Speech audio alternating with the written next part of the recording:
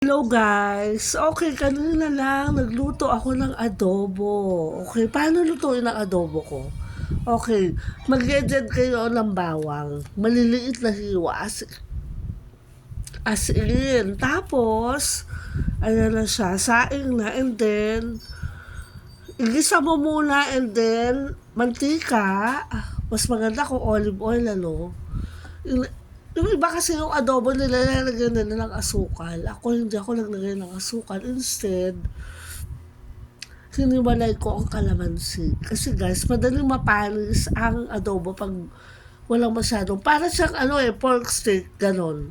Hindi naman siya adobo talaga. Tapos, yung strawberry na natira, nilagyan ko ng sugar, niluto ko, ginawa ko strawberry jam. So, kailangan natin ng matamis. You know why? Kasi taglamig. So, pag nag-soup ka dyan, okay, mga soup, mushroom soup, crab corn soup, carrot soup, aantokin ka lalo. You have to get up. So, bumili ako ng RC. Ayan guys, RC. Okay, wag kalimutan magtubig ha, absolute. Okay guys, yan ang ating breakfast natin for today.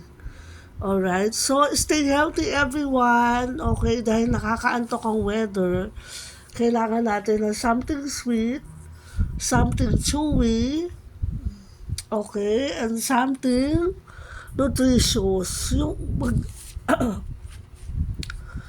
tatagal sa tiyan natin ng matagal. Kasi nga, kailangan natin mag-exert ng energy dahil malamig ang panahon, tsaka maulan at nakakaantok. Alright?